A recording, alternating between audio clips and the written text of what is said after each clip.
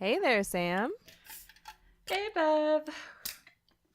Woo! Oh my gosh. I just opened my beer and it splashed like right in my glasses. Well, luckily you don't have to seat a podcast, right? That is true. And I have beer on my forehead presently, so that is why I'm glad this isn't a YouTube channel. One more point for podcast. Check. But what did you open over there? I heard it before I got assaulted with my own beer. I opened a Bell's Brewing Larry's latest flamingo fruit fight. Oh, is that from the pack of beer that I brought you? It sure is. And what do we think? It smells amazing. Mm-hmm. Like I just stuck my nose in the bottle and took a big whiff. Awesome. I'm really excited about this beer. I know you drank it on the podcast already, but I was like, well, I haven't had it, so I'm allowed to have it, right? Oh, absolutely. And yeah, it gets a 10 out of 10 for me. It's nice and fruity, Yeah. light, delicious, perfect for a good time podcasting. Yes. And that was my commercial for Larry's latest fruit fight. Yes. They didn't pay me for that. But what are you drinking over there? So I'm drinking actually a beer that I brought down for you that you drank when I got there. The Petoskey Brewing Blueberry Waffle Cone Cream Ale. Oh, Blueberry it's so Crush. good. Mm-hmm. So good. And it's a pint can, so it's huge. And then I was like, oh, it's 7% by volume. No wonder Bev took a while drinking that when I was there. Not just because of how big the can is, but also because it's not playing around. Like 7% is pretty good, you know? Yeah, it is for a beer for sure. But it's good. Yeah, it is. It's really good. In fact, I would venture to say that that's like my second favorite beer to the what is my favorite? My Coffee mind. Kolsch. Just yes, that coffee Kolsch. Because it's got like this really like clean fruity flavor, but then it also just like has like a really good beer flavor too. I don't know. It's hard to Mm-hmm. describe. Yeah, because when it originally like landed on my face, all I could smell was like a Coors Light smell, and I was like, "Oh no." Was Bev kind of lying about how good this was because she didn't want me to feel bad that I brought her shitty beer? But no, it yeah. It kind of looks like a Coors Light like in the glass, I'm noticing, but definitely does not taste like that. Not that there's anything wrong with Coors Light. That is my go-to for tailgating. But Yeah, it's a really good beer. It's a really light beer, but it's got a good kick to it in the alcohol department. So, yeah, and it tastes like blueberries and yumminess. So there we go. and welcome to We Drink and We Farm Things. That's Sam over there. Yeah, and that's Bev over there. And this is the Farm Comedy Podcast that is happy hour for your ears and for your heart. Cue the ah from the audience. We drink adult beverages, talk about farming things, and give zero clucks about not having the perfect farm life. Yeah, not that we don't want our farms to be full of good things all the time. It's just that that's not the reality of farm life, and we're not going to hide that from anyone. Yeah, we like to keep it real with you and have entertaining discussions that include the mistakes we make, new knowledge we gain, and sometimes we go off on non-farming related tangents. Yes, and you can find old sessions of tangents over on the Patreon. We like to call these BS sessions, and you can go to patreon.com/drinkandfarm and listen to those for free. Yeah, and if you're a member of the Patreon, you get access to the BS sessions that we sometimes accidentally have in the middle of the podcast. I'll cut some of those out and throw them on there for everybody to enjoy so that we don't bore farm listeners all about like rest stop talks. Yeah. Shoot, that was in our conversation last week. Yep, it was, but it got pulled right out of the episode and stuck right onto the Patreon for the Patreons to enjoy. Yes. So we appreciate that if you love our quirkiness and our tangents, that you can go over to patreon.com/drinkinfarm to check those out. Yeah, and our drinks this week were sponsored by Elise Ferguson, which is at EGF Brahma Mama over on the Instagram. So cheers, lady. Cheers. So we don't have any corrections this week Okay. that I know of. Good. So we know that Ohio does actually have byways. Sam didn't find like a joke website. Like, that's legit. I mean, no one corrected us on it yet. Thank goodness. Yeah, we'll find out. I mean, if we have to correct ourselves later, then we correct ourselves later. Yes. But I do have some follow-up on the donkey front. Okay. Yeah, it's going to be just a little bit before Herc moves into our pasture, because it turns out, you know, how we talked last week about how he needed to be gelded before he moved in. Yes. Because jacks make really unpredictable guardians, and pets for that matter, because of all the hormones that can get kind of crazy on the drop of a dime for no reason. So gelding him is like totally necessary. Okay. But it turns out that donkey castration is not as simple as banding a goat. Oh. Yeah, or even as simple as like castrating a horse's. And I don't think that my neighbor that I'm getting him from knew that either. He was just thinking that sometime this week he was going to trailer Herc up to the vet. The vet was going to do his thing, and then he was going to trailer him back. And he was going to hang out in the barn for a day or so that he could just keep an eye on him, make sure that everything went well and that everything is healing properly. And then he was going to bring him over and he was going to move in. Well, donkey castration is like way more intense than that. Dun, dun, dun. That just felt appropriate. Like, I was like really looking forward to seeing a lot of donkey Instagram stories. So I'm super bummed that this is going to take longer than we expected, because I feel very invested in you getting a donkey, that I'm like living vicariously through you. So I feel some pain because you don't have him yet. Yeah. And when I found out, like, he called me to tell me, and I was a little disappointed at first. So I decided to do some research on it, because I was like, oh, well, if this is going to take just a little longer, and like the vet was refusing to let him trailer him afterwards. And I was like, well, this must be like something a little bit more than we thought it was. Mm-hmm. And so I did some research, and donkeys can be castrated anywhere from 6 months of age up, and the earlier the better for the donkey. And Herc is 2 years old, so he's like, you know, getting into that upper age area for castration. Okay. And the reason why they want them to younger is that because of their testicle size and hormone levels, they're easier to just castrate at a younger age. Because when you castrate a donkey, it takes a little bit of time for those hormone levels to come down, you know, if they've already started spiking.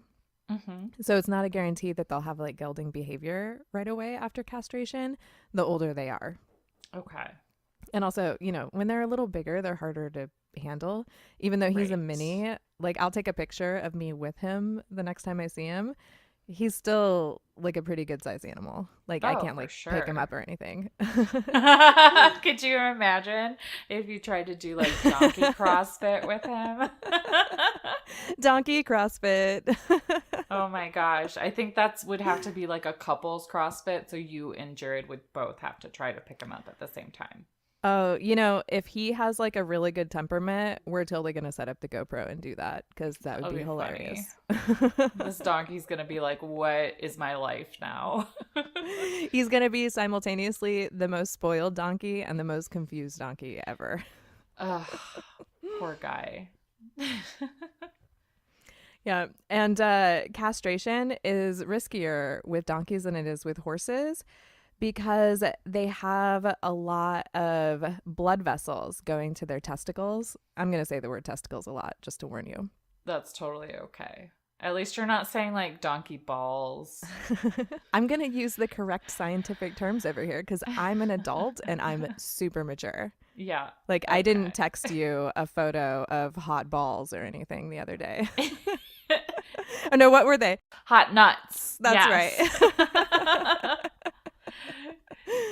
They were a bag of peanuts, spicy peanuts, just to be clear. Yes. Nothing else. So how does donkey castration work though? Because like my husband, I was telling him about this because you had already alerted me when I asked, if he was there yet, and you said no, and you tell me more on the podcast. So Matt's assumption was that, like, when we watched Dr. Pol, there's just like this, I'm not going to use the correct term here, nut crushers that they use for like cows and other Oh. animals like llamas or alpacas.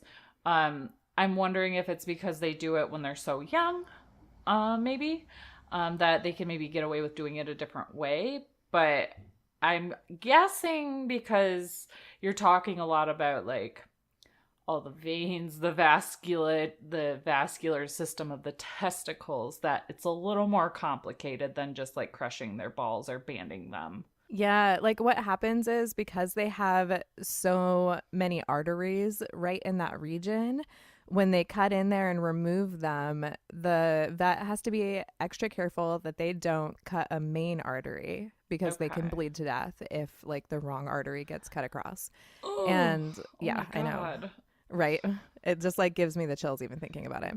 And Yeah. also that the arteries that they do cut around it, they should like tie them off to keep Okay. them from bleeding too much after the procedure is over. Okay. And you can give donkeys like some special drugs to increase their clotting ability. I'm pretty sure you can do that with humans too, like during major surgeries and whatnot. But of Mm-hmm. course, medications come with side effects as well. Right. So uh so it just kind of depends. You got to talk to your vet, like the health of your animal and whatnot, like depending on whether or not those are appropriate. But also the aftercare of the donkey castration is like super intense because the swelling gets really bad in that region. Mm.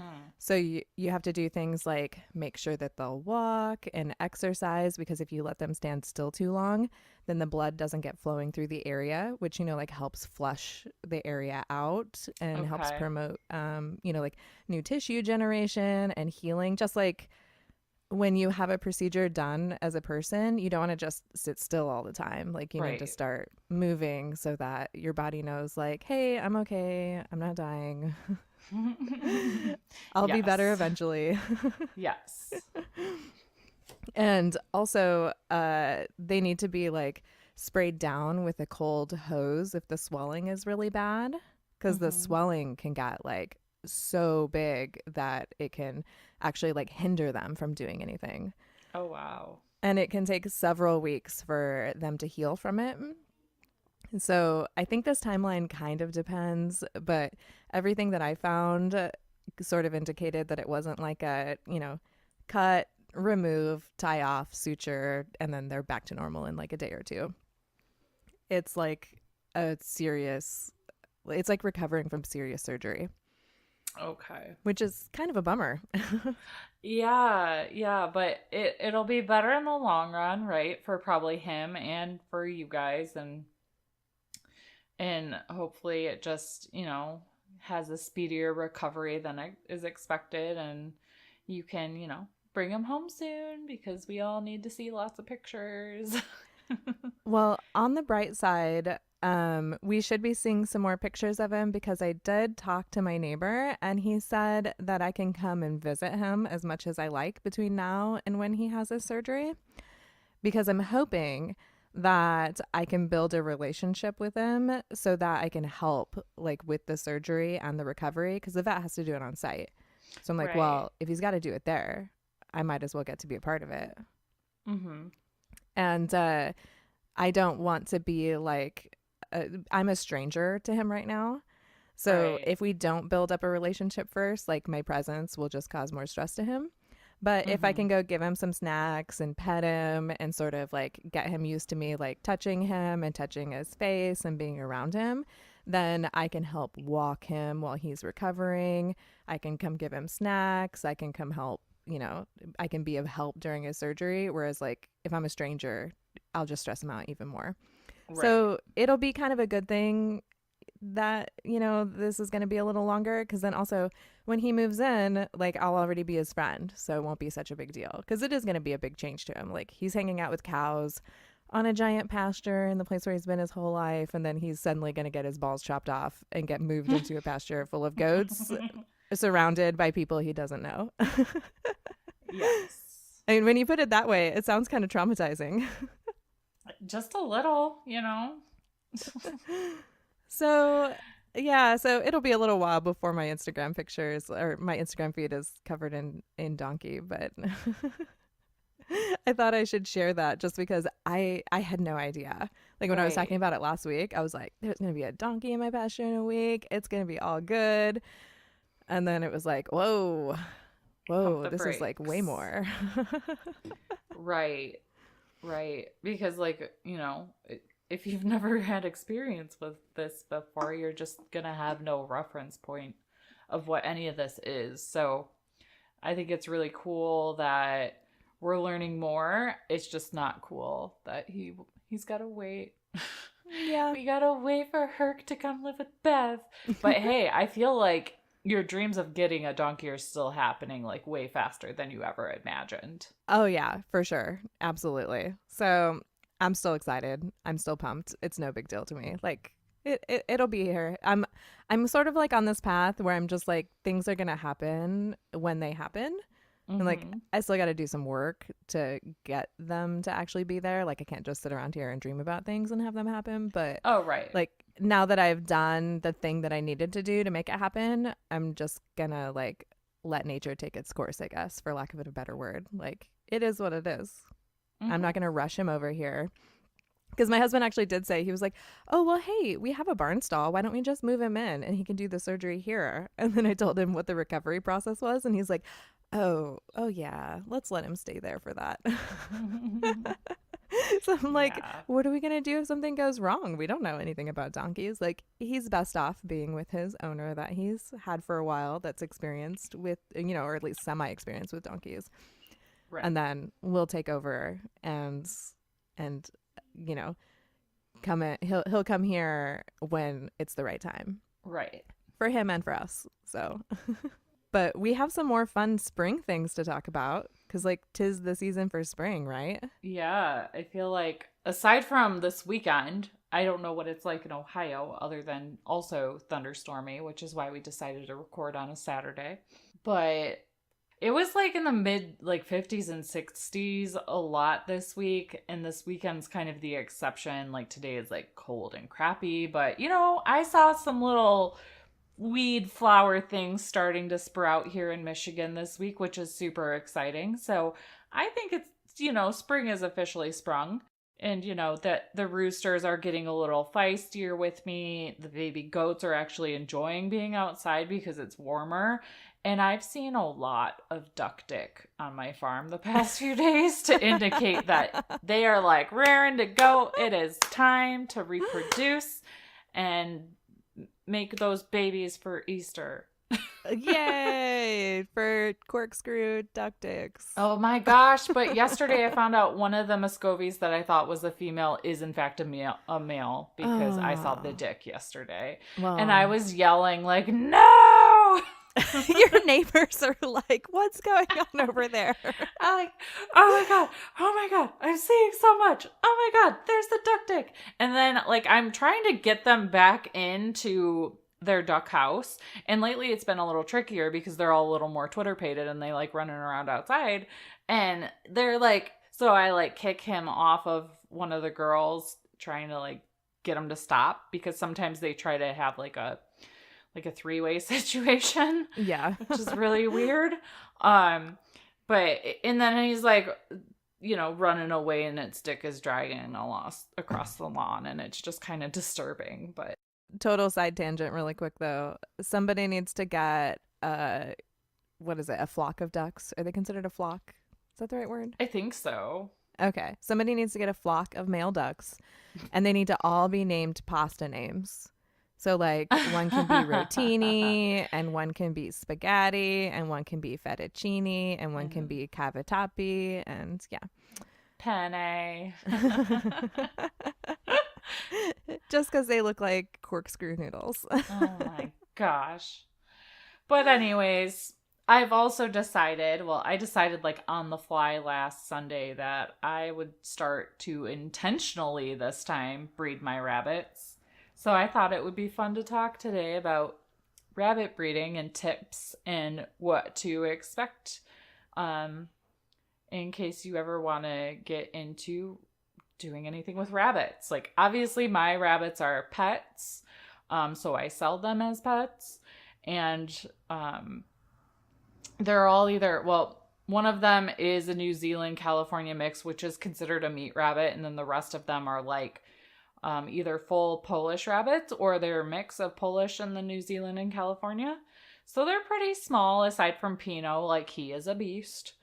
Um, but the purpose of me keeping them is just for my own enjoyment and selling them as pets. So if you have a purpose of wanting to keep them for meat, you'll want to look for certain breeds for that. If you want to show them at fairs, you're going to want them to be like of purebred pedigree. Mine's just solely because I like bunnies and they're pretty easy to take care of. And they're super easy to breed. Well, and they make great pets too. I've had lots of friends that have had pet rabbits and they love them. And they actually have like a pretty decent lifespan also. When well taken care of, pet rabbits can live like the same amount of time as a dog can. And they'll follow you around and they're very soft and loving. So, I think rabbits are amazing, both for meat, because I do think that they're delicious when they're cooked right and it's the right breed. But they're also very sweet and great companions. So I'm excited to hear about this because I have never had rabbits or done anything with rabbits, but I'm hoping that Aurora can do rabbits for 4-H someday when she's old enough and I have time to help. Yeah. Yes. But we're going to have babies here probably in about a month. So you could always get like a practice bunny if you really wanted to. I keep trying to talk Jared into that. And he's like, no, not until she's actually registered. So now I have to wait a whole year because I missed the window for this year. Womp womp. Okay, so one of the first things that you really want to consider before you breed rabbits is the rabbit's age. So obviously rabbits are notoriously fertile from a young age and they're easy to breed. You know how they say, doing it like rabbits. That is quite legitimate. So they grow really quickly. Their young grow quickly. And the mothers and the young don't require a lot of human intervention for the most part, which is what I enjoy about it. The moms basically do all the work. I just have to refill the water and the food and it's done. So easy. And clean the poop. And clean the poop. Yeah. That stuff doesn't disappear on its own. Go figure. No. And it piles up fast. It really does. It's important to wait until they reach full body and reproductive maturity before they breed. So what does that mean? That means very different things depending on the weight class of the rabbit. So you have small, medium, large, and giant breeds. And the age that the rabbit is ready to reproduce depends highly on the maximum weight that they are expected to achieve as an adult. So the smaller the breed, the faster they sexually mature. So that's kind of the rule of thumb. So for small breeds, they're usually under 6 pounds, so they're sexually mature at 4.5 weeks. Medium to large breeds tend to be between 6 and 11 pounds, which means they're about 6 months before they're ready to breed. And giant breeds are typically over 11 pounds, so you want them to be 9 months or older. It's also important to point out, though, that bucks tend to be about a month behind does in maturing. So if you want to mate a purebred Polish buck to a doe, you might be ready at 4.5 months, but you might also just want to wait until 6 months when that buck is like actually guaranteed to be more sexually mature. So when you want to breed your rabbits, you'll want to ideally put the female in the male's cage. If the rabbits are housed separately, you will always bring the female to the male. Females can be really territorial and may attack the male instead of breeding. And once you even put them in together, they'll probably run around in circles for a bit, which is totally true and totally happened last weekend. The way we have our cages set up is that the males and the females can look at each other. So they're friends, like they know each other. They're trying to get to each other through the fence all the time to get it on. So I wasn't too worried about the logistics of that. But just something to keep in mind, if your males and females are truly separated. And this is where it gets interesting. So if the female is open to being bred, she will lift up her tail. The male will mount her. And then he will grunt and will fall onto his side if it's successful. Which I saw Pino do with Vino within like a minute. And it was hilarious.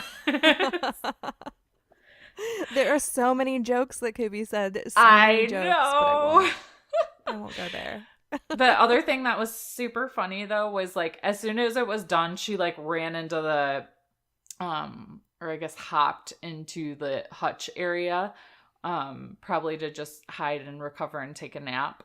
And he was jumping, like thumping his back legs really hard, like against the bottom of the bottom of the cage. And I don't know if it was because he wanted more or if maybe he wanted round 2 and she wasn't up for it, but it was pretty funny. So it's interesting to sit and kind of watch their behavior. My husband was making fun of me because I was kind of keeping an eye on it to see if it was happening or not. Because we have that pair and then we have Coco and Rose. They're in their separate one. That one was not as successful, but I think it's because those guys are a little younger. They're still trying to figure it out. But yeah, Pino was very confident in his abilities. I think maybe he was just doing his happy dance. Oh, maybe. Yes. Yes. So they do recommend that the buck should do this a couple of times before you should put the doe back in her space. Like I mentioned, it's kind of a good idea to watch and see what's happening. Make sure like nobody's being overly aggressive. And it's also a good idea to bring the doe back to the buck in about 10 hours as the act of breeding stimulates rabbit does to ovulate. So this will increase the chances of a decent sized litter if there's a second breeding. And sometimes the females just don't want to do it. They never settle down. They keep running in circles. So you can always remove her and try again. For us, I've just kept the pairings in there for about a week now. Because they do get along, because they see each other all the time. I'm just checking on them regularly to make sure like things are still going well. They're still getting along. Nobody's getting hurt. Nobody's nipping at each other. But a lot of breeders do just kind of like wham bam, thank you ma'am, take them out kind of thing. So you just kind of have to use your judgment, in my opinion, on whether you're just going to keep them in there or not. I will be separating them either this afternoon or tomorrow into a different area so they can get comfortable in a separate space before they give birth. And then we'll put in a nesting box later, but I'll get to those details in a little bit. Well, that's really interesting to hear that the initial breeding will stimulate ovulation. So this could be like good advice if you found that you've had like small litters in the past and you're not sure why. Like that's a really good idea to have them breed once, come back 24 hours and try to do it again and see if more kits end up taking, right? Like that's the right word for it. I don't know what all the words are for rabbit breeding, but yeah. You got it. And because rabbits don't go into heat the way that dogs or cats do, they aren't receptive to breeding 100% of the time because they're considered polyestrous, which means they have no regular heat cycles. So they kind of have to be in the mood on their own to cooperate to do this. So a doe might not be interested one day, but if you try like several days in a row and she's still not willing, that might be a sign that something else is wrong. And you need to start kind of doing a root cause analysis of why your doe just doesn't want to get with the buck. So there are some common reasons why breeding rabbits isn't as successful as we expect. Reason number 1 could be that they're too fat. So Pino is actually pretty fat because he's a meat rabbit, but he clearly has no problems getting it on. However, being overweight is one of the biggest causes of infertility in rabbits. So if your rabbit's a bit chubby, cut down on the treats, make sure they're getting exercise, they have room to run, and then try again when they've slimmed down a bit. So is there like a way that you can tell if your rabbit is overweight? Like if you feel certain areas, or like are they supposed to have certain like amount of skin elasticity? Or I'm not really sure. I just know that mine look pretty fit and trim, aside for Pino, but he's supposed to be a little chunky monkey. oh, okay. But like say, I separate Vino this weekend and she doesn't give birth in like a month or so, then I might have to cut back on his stuff a little bit. But I'm very good at like portion control with their food. And not giving too many treats. I do that on purpose so they don't get tubby. Yeah. But sometimes, especially when it's your only pet, or you don't have as many animals as I do, because I have like a freaking menagerie over here. I mean, we love menageries. Like, Yes. Yes, we do. But sometimes it's really easy to want to, spoil them and give them too many treats, or even like too many things that wouldn't be considered like bad treats. Overconsumption is overconsumption. So it's just something to keep an eye on. And if you think your rabbit's overweight, it might not hurt to do a quick Google search to see if there are ways for, you to be able to determine if they're overweight or not. One of the things you could initially do is figure out which size category they would fall in that I talked about before. See if you can put them on a scale. And if you think they're like a small size rabbit and they're over 6 pounds, it might be time to, get that bunny a little treadmill or something. bunny treadmill. So another reason that they might not want to is that it's too hot outside, or that it's even too cold. So if it's super duper hot, you might not even want to bother with trying to get them to reproduce. We're talking like 85 degrees or higher. You could see a successful breeding, but there still might not be a pregnancy, and that could just be due to the heat, because there's this really interesting fact about rabbits that on super hot days, it can actually cause temporary sterility. Oh. Sometimes as long as even like 3 months. So it's kind of, best to try to do this in the spring, maybe the fall, if they're inside in the winter, in a more controlled environment like ours are in the barn right now, where they're away from the wind and the elements. It's a little easier to encourage them to do what rabbits should do. Yeah, that makes sense. Well, and it like the range of actual temperature might be different depending on like where you live, because like if you lived in Phoenix, your rabbits are used to being over 100 degrees for like 6 months straight. But you have to look at like what weather extremes would be in your area. Like 85 would be crazy hot for Sam and I in our areas. Yeah. Because like most of our summer is going to be like 70s to mid 70, and then like August will be the month that we have 80s. Yes. Another reason might be that there's not enough light. Apparently, mood lighting isn't just for humans. Rabbits can be sensitive to day length, just like chickens can. So if there's less than 12 to 14 hours of light, you could try adding some extra light to the rabbitry and see if that helps.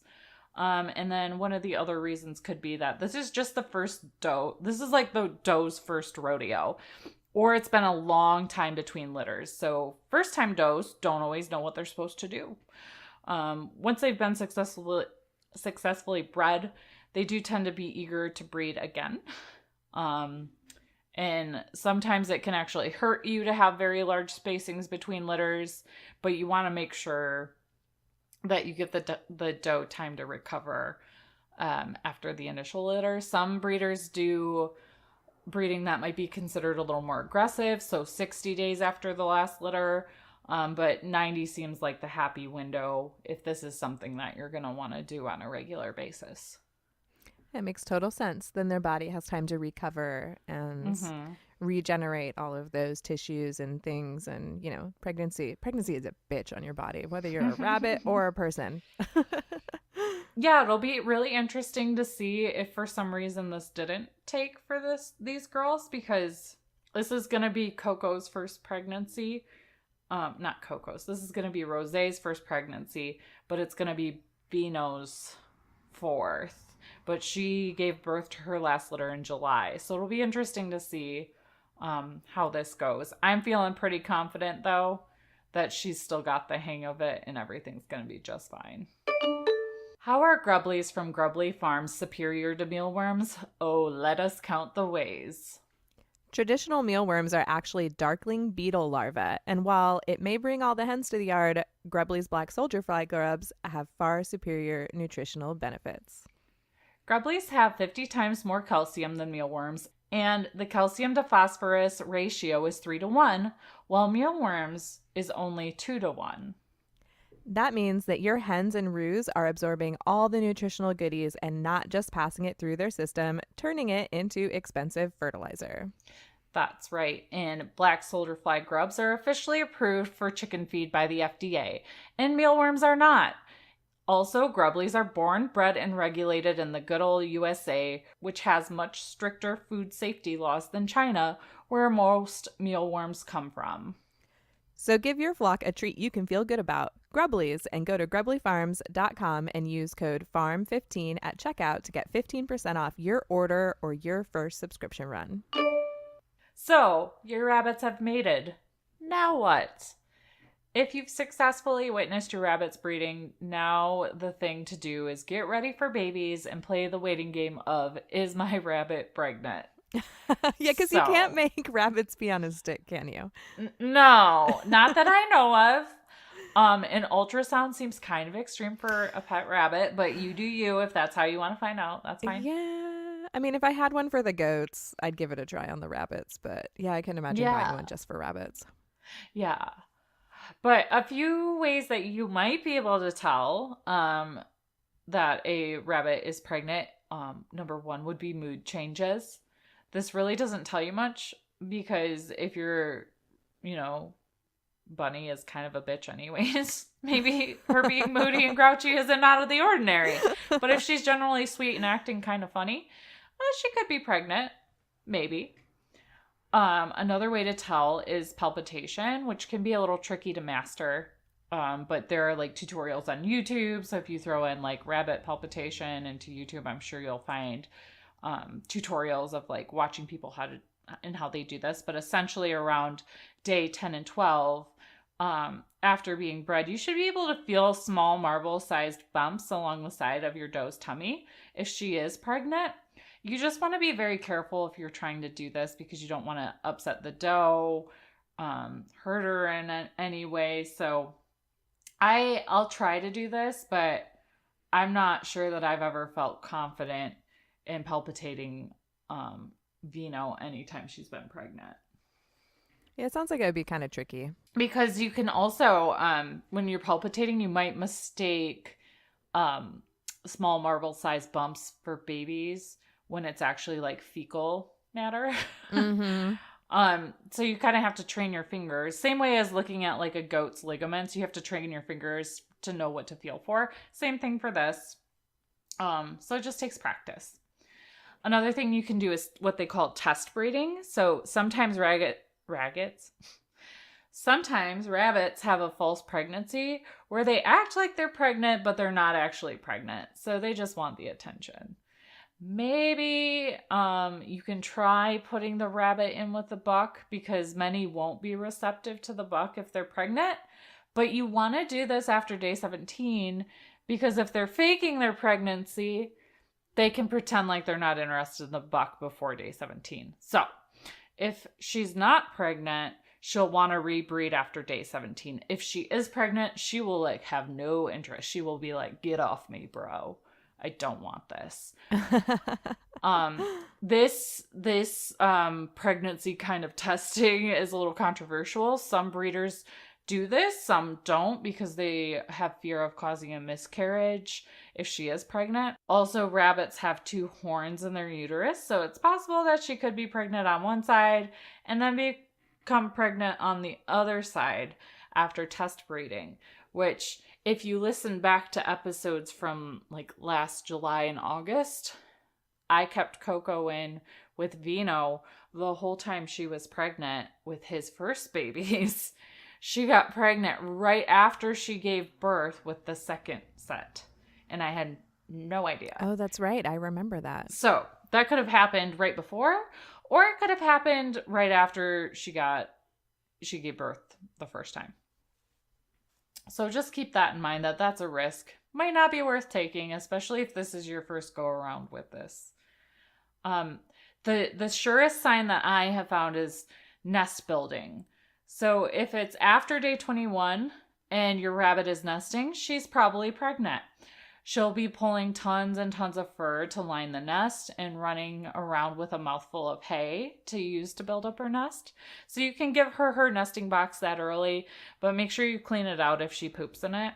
Sometimes if the nesting box is a little too big, they think it's a litter box, and then they just start pooping in it. So you want to keep an eye on that. Like, Make sweet, sure... clean place to poop. Yes.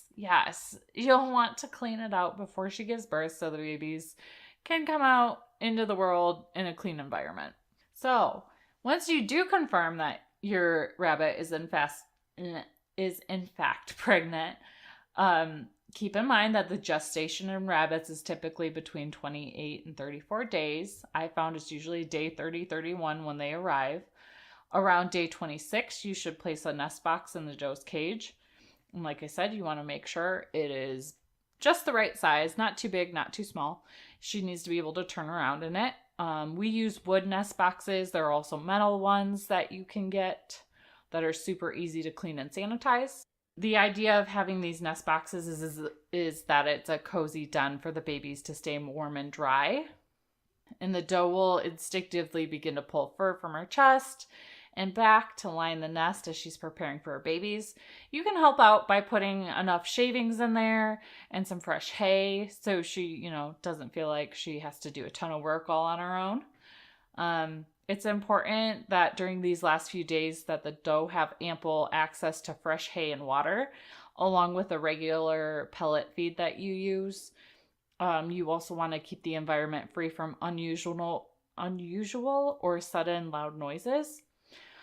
Because if you spook the doe, it could cause her to stomp on or even eat her kits at birth. So you want to keep everything as normal as possible, right up until and right after she gives birth. Yeah, I can see why a suddenly scary environment could cause that, because she's like, what did I just give birth? Like, what kind of a world did I just birth my babies into? Let's end this right now to ease their suffering. Or did that loud ass noise come from these hairless little creatures that I gave birth to? Oh. I will terminate them all. Yes. I didn't think of that. Mm-hmm. Ooh, I think dark. It could be like either way. Oh, yeah. you never know the first time, Mama, if she's going to do a good job or not. So you want to make sure you're at least checking once a day, like looking at the nest box. And what you're looking for is movement. So don't feel like you have to move anything around, because you will certainly see like all the fur moving around if there are babies in there. Because rabbits tend to give birth late at night or in the early morning, which is super true. Every single time it's been like super early. And you'll know when babies arrive because, like I said, the fur will be moving around. You should really get in there and check the first 24 hours to make sure everybody's healthy.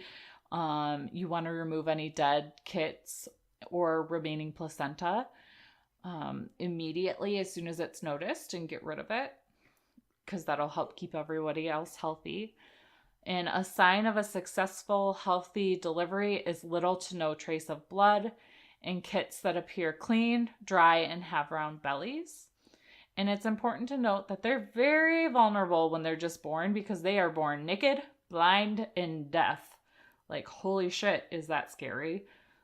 Yeah, that's like the scariest thing ever. I'm surprised that there hasn't been like a survival show where it's like naked, blind, deaf, and afraid. Yes. And I'm sure you've heard about not handling wild rabbits before, but it is okay to handle each of these kits gently, because the mother rabbit is likely used to your scent and she's not going to reject the babies. I haven't had any problems with this personally. Um, and keep in mind that rabbits only nurse their young twice a day for 5 to 10 minutes at a time. So if you see that happening, that is not the time to try to check on what's going on in there. You don't want to interrupt it because the babies are getting their breakfast and dinner. So I want to go back to that whole scent thing really quick. I actually think that don't handle wild babies because their mother will reject them. I think that was a myth or like an old wives' tale. Oh. Yeah, I Oh. can't remember where I heard that at, but yeah, I think it was just like one of those, you know how old wives' tales kind of crop up? Like one mom didn't want her kid to do something, so she like made up something to like make them stop, and then it like perpetuated, like other moms are like, "Hey, that was a really good idea. I should tell my kid that so that they'll stop doing it." And then it just like keeps Yes. going. But now we have the internet age. So kids can just pull out their phones and Google and find out when you're lying to them. And I'm pretty sure that that was one of those. Yes, I'll correct I myself agree. next week if I'm wrong, but I feel fairly confident in that. I would not be surprised if that is the truth. So yeah, so that's kind of like the overall starter kit of information for getting started with breeding your rabbits and kind of how to handle them um, until they give birth. Like I mentioned, it's so easy to take care of baby rabbits because mom literally does everything. And before you know it, they will be running around, eating all the grain, drinking all the water. Um, I think they wean around 8 weeks, if I remember correctly. So you would want to wait until they are weaned before you sell them because I can't imagine bottle feeding a baby rabbit is very easy. Oh gosh. Yeah. But at least it's only twice a day for 5 to 10 minutes, right? Yeah. So I do have a kit here just in case it doesn't go well that I can do that, but it's not something that I have experience with. So just keep in mind that you might just want to keep something like that on hand, do your research, make sure you have the correct supplies if you do have to bottle feed.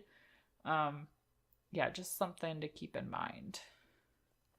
Well, that was awesome. Thanks for sharing all that info Thanks. because seriously, like I think that all of that was extremely useful. Oh, good. Did it inspire you to want rabbits? So not yet. I mean, don't get me wrong. I want all of the soft, fluffy babies that I can possibly get my hands on, especially once it gets to like this time of year. Mm-hmm. But I'm still trying to stick to my goal for the year, which was not to overwhelm myself. So That's totally fair. yeah, I think my donkey is going to be like my only new animal this year. I mean, besides breeding the goats, if I can ever figure that shit out. I mean, not that I don't know how it works, but it turns out finding a male is super hard. Yeah. Yeah. Well, if my boys were registered, I would give you one. Well, you'd have to pay me money for it, but you know Yeah. what I mean. I'd Yeah. be like, because I'm like, I want them to go to somebody that I have like some connection to if possible, but it might not be possible. So I would much prefer to give you one of them. Yeah, because then you can like still keep an eye on them and like see where they go and stuff. Yeah. And make sure that somebody's not buying them for meat, because Yeah. that's totally possible. Yeah, Nigerian dwarf goats, even though they have that dwarf name in them, they are used for meat. They are a popular meat animal. I mean, they don't give you as much meat as a boar goat, but yeah, that's a thing.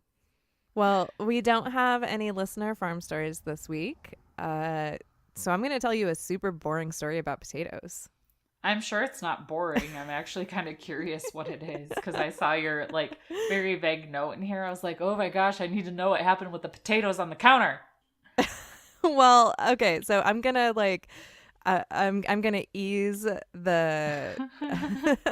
Oh my gosh, I forgot words. Why can't I say words anymore? I've only had one beer. Beer. That's why. There was only one, and it was a light one.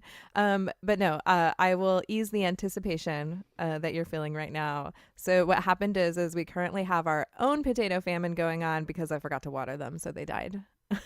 So the Oh end. no.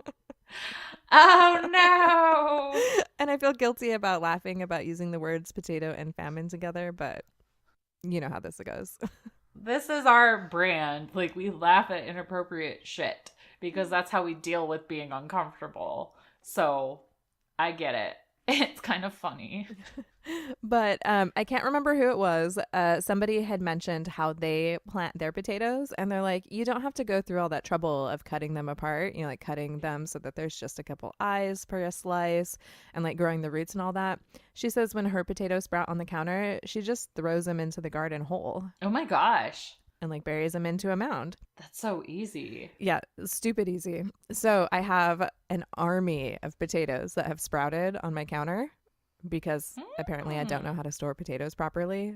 So they're all sprouting now. But on the bright side, I will be able to plant them directly into the garden because I just had 7 cubic yards of soil dropped off at my house the other day. Oh, yes, I saw that. Holy crap. Yeah, that was a giant pile of dirt. And we've got all of the garden beds that are currently built. They're filled now. And Jared's currently in the barn building my last 2 beds. So after those 2 beds are Oh. filled, all that soil that's left is extra. So I think I'm going to take it to the other side of my strawberry patch because the strawberry patch only has like a strip of strawberries in the middle, and then both sides are empty. I just mulch them, and I've left them Oh. with no plants in them for the last couple of seasons.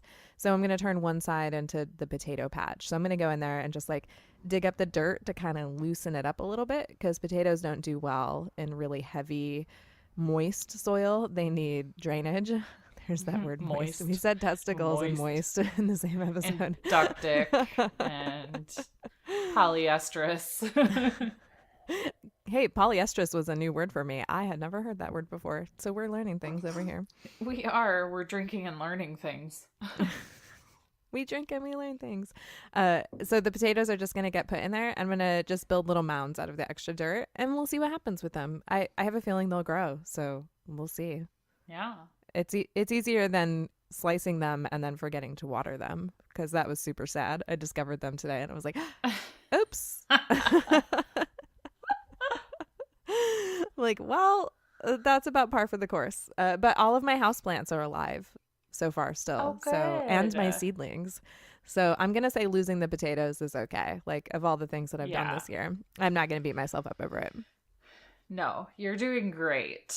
I'm so impressed with everything you're doing over there that I'm like, gosh, I feel like behind, even though I know technically I'm not because I didn't plan on doing seed starting, but I'm like starting to get anxious now that the weather's nicer. I was like, what can I plant? And it's like, nothing yet. Slow down. Calm down. I just hung a shop light underneath my table that I had the seedlings on because now I have so many trays of seedlings. They don't fit on the table. They're all crowded under the table also. And my husband was Oh. watching me do that and he's like, seriously? Like, how much longer are these things going to live inside for? And I looked at him. I was like, another month and a half. And he's like, he's I like, can see it no. now. Your whole basement is gonna be like full of grow lamps and like just seedlings galore. People like, Bev, why is your electricity bill so high? What are you growing in your basement? You'll be like, tomato plants. I have like 90 tomato plants now. It's so many plants. It's like more plants than one person could ever use. Oh my gosh. So I That's hope I so have friends great. that want some. I mean, I kind of want some. Just bring some to Coop Camp. Oh, I might. I should have sent you home with some seedlings. I didn't even think of that. I'm so Oh. rude. No, that's okay. I forgot to grab some of the beer out of the fridge too from all of our little I outings. know. And I was like, dang it. But I know it's there for a good cause. And you guys took great care of me while I was there. So I not opened the mad. fridge and I had noticed that you left your beer and I was like, oh shoot. She probably at least wanted to take home the Ohio beer. At least like a little mix. I didn't need it all. But yeah. But next time, just remind me. Yeah. Well, when I come visit you, I'll bring you some beer. Ooh, yes. And we'll have to bring some beer when we go to Coop Camp, which is June 7th through 9th. Oh, yeah. I'm super excited about that. And the link is in the show notes if you want Oh. to join us. Yes. And take our survey, which gives you the chance to give us anonymous feedback. And the link for that will also be in the show notes. And join our Facebook group. Guess what? That link is in the show notes as well. What? Oh my gosh. That's so convenient. But if you're already on Facebook while you're listening to us and don't want to look at the show notes, you can just search We Drink and We Farm Things. Click like a button to join.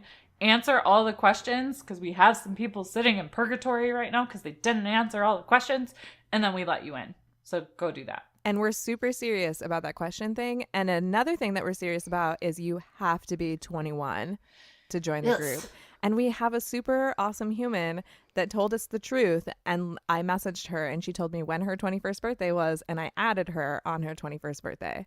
So don't worry. Yeah. Well, I'll put that shit in my calendar and I'll add you when you're old enough. Yes. You can be honest with us. And same with our Instagram. If I notice that you're not 21 and you're tagging us and stuff or commenting on stuff, I block. Yeah. Because I'm super serious about the 21 thing.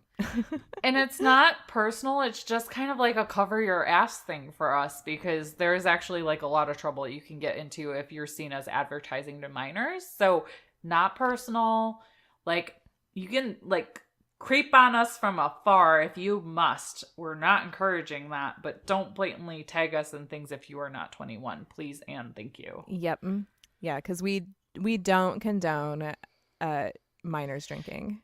No, and we consider this a pretty adult show. Like, I try really hard not to drop the F-bomb, but we do say some other words. We are completely inappropriate at times. So this is for kind of like an adultish vibe, if you didn't pick up on that listening to us today. Yeah. And we also sell merch. There's links to both of our merch shops in the show notes. We've got 2 of them. One of them, Sam makes all the stuff. The other one, Spreadshirt, makes all the stuff. Yeah. And they do a great job too. They do. I'm obsessed with their stuff. We should really think about, like, since it's getting warmer, maybe throw in some tank tops in there or something. Maybe, good idea. Something new. We'll see. You guys better go check it out because by the time we drop this, maybe there'll be something new. Maybe there won't. Oh, yeah. And I dropped something new last week, too. It says introverted, but we'll talk about Drink and Farm. Yes, that's right. It's so damn cute. So you guys got to go check it out.